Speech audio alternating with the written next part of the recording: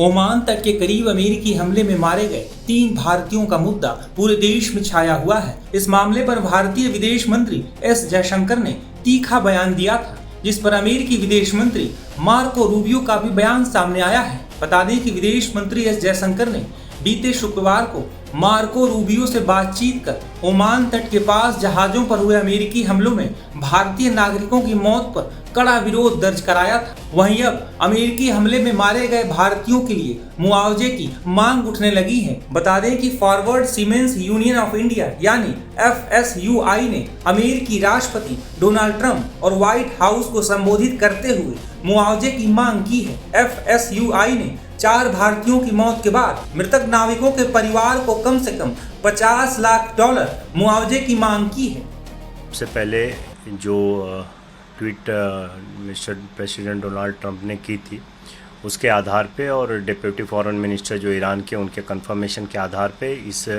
संधि समझौता, जो शांति समझौता है, इसका स्वागत करते हैं।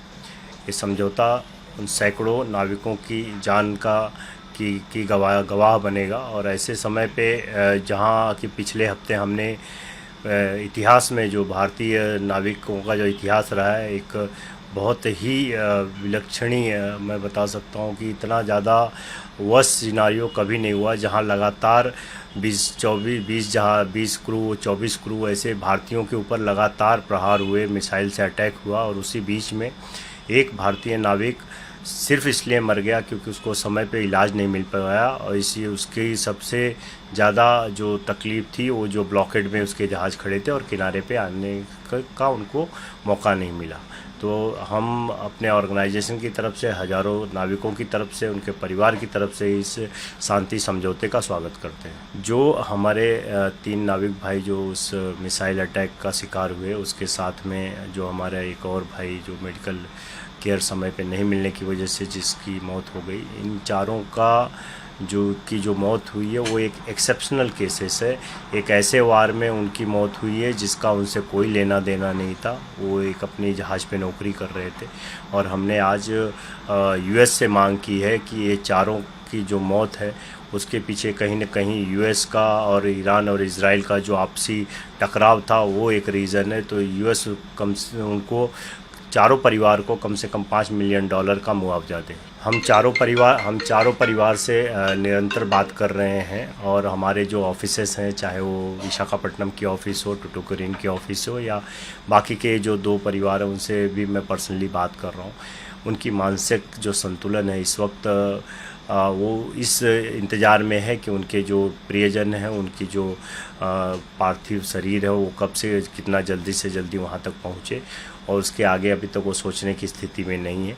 रहा उनके कंपनसेशन का सवाल, उनका जो मतलब उस कंपनी से जो इंश्योरेंस का जो पैसा मिलने का सवाल, उसके ऊपर हम कंपनी के साथ में निरंतर संपर्क में हैं, और हम कोशिश कर रहे हैं कि उसकी प्रक्रिया भी जल्द शुरू हो। लेकिन प्राथमिकता ये है कि जल्द से जल्द उनका पार्थिव शरीर उनके तक पहुँचे।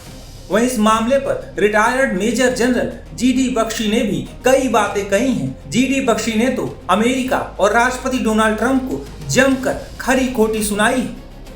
हम मिनाज के स्कूल के टाइम चुप्पी साध के बैठे थे, आज हमारे 3 जहाजों पे हमला हुआ है। हमारे 3 जो हैं नाविक, उनको मार डाला गया, मर्डर किया गया, और एक शब्द नहीं है सॉरी का, माफी का, गलती हो गई, कुछ नहीं। हमारे बाप का राज। अगर आपके बाप का राज, अगर ये आपका रवैया है, तो हम भी इनके साथ खड़े, हम भी ईरान के साथ खड़े। ठीक है साहब, आपको जैसे को तैसा। भारत के नागरिक ना तो गली के कुत्ते हैं, ना नाली के कीड़े हैं।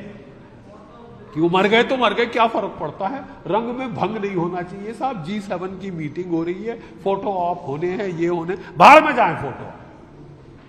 हमारे 3 घरों में मातम बन रहा है। शहादत कुर्बानी क्या होती है, भाई को खोना क्या होता है, मैं जानता हूं। मेरे बड़े भाई साहब 1965 के युद्ध में शहीद हुए थे।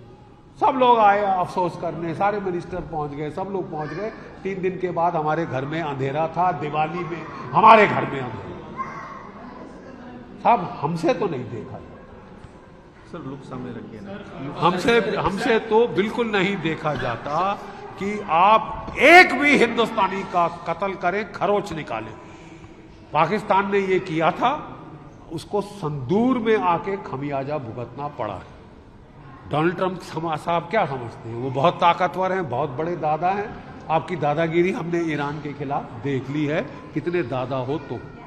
नेगोशिएशंस डील के ऊपर भी लगातार बात हो रही है। आपको लगता है कि यूएस ईरान नेगोशिएशन डील्स या सीज फायर डील्स सही में होगी, या एक बार फिर से ये कहीं ना कहीं अब एक और षड्यंत्र रचने की कोशिश की जा रही है और ये डील एक। देखिए साहब, आप अपनी विश्वसनीयता जीरो से भी कम कर रहे हो, तो आप पे कौन विश्वास करेगा? हर बार आपने बोला है कि मैं जो है सीज फायर करूं, ठीक है। 2015 में ओबामा साहब ने पूरी डील कर ली, आगे कागज 2018 में आए, कागज के कचड़े में डाल दी। आज वो डील नहीं मिल रही, वो डील के बराबर भी आप नहीं आ सकते। और इसके लिए इनकी नानी खिसकी जा रही है, ठंडे पसीने आ रहे हैं कि अमेरिका के लोग मेरे को क्या बोलेंगे। क्या झक मार के तूने 107 दिन लड़ाई करी? तू कह रहा था कोई लंबी फॉरएवर वॉर नहीं करेगा, तूने किया क्या? तबाही कर दी है दुनिया की इकोनॉमी, भारत की इकोनॉमी को चोट पहुंचाई है। और हमको कहा जा रहा है कि ग्रिन एंड बेयर इट, कि मुस्कुराओ, तुमको मुंह पे लात मारेंगे, नाक में से खून बहाएंगे, तुम मुस्कुराओ क्योंकि तुम हमारे दोस्त हो। अरे साहब, ऐसे दोस्त हैं तो दुश्मन भले, शत्रु बोध हो गया है हमें, आप कितने दुश्मन हैं कितने नहीं है। 3 भारतीय जानें आपने दी है, क्या एक भी चीन का जहाज को खरोच आई है? 90% ईरान का तेल कहां जा रहा है? चीन को जा रहा है। 90% ईरान का तेल चीन को जा रहा है। 80 जहाज 100 जहाज चीन के निकल गए। एक के ऊपर आपने हमला किया? नहीं किया। रूस के जहाज को हाथ लगाने की हिम्मत है तुम में, अमेरिका नहीं है। तो क्या सोच के आपने भारत पे चढ़ गए कि ये कमजोर है? अबे न्यूक्लियर बॉम्ब है हमारे पास, ईरान के पास नहीं थे। उसने तुम्हारी ऐसी तैसी कर दी है, तुम्हारी बत्ती बंद हो गई है साहब, नाक से धुआं निकल रहा है, ठीक है। और भारत के ऊपर उंगल मत देना साहब, उंगल टूट जाएगी, क्योंकि यहाँ की जनता में आक्रोश है। गाजा पे खबरों की रणभूमि में यहाँ शोर नहीं, सोच लड़ती है। जहां शब्द नहीं, फैक्ट्स वार करते हैं और हर सवाल खोलता है सच की नई परत।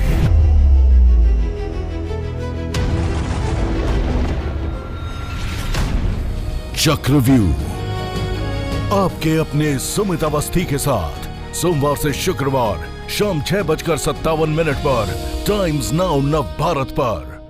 मैडम आ रही है। मैडम आ रही है। मैडम आ रही है। अरे मैडम आ रही है। अरे बाबा मैडम आ रही है।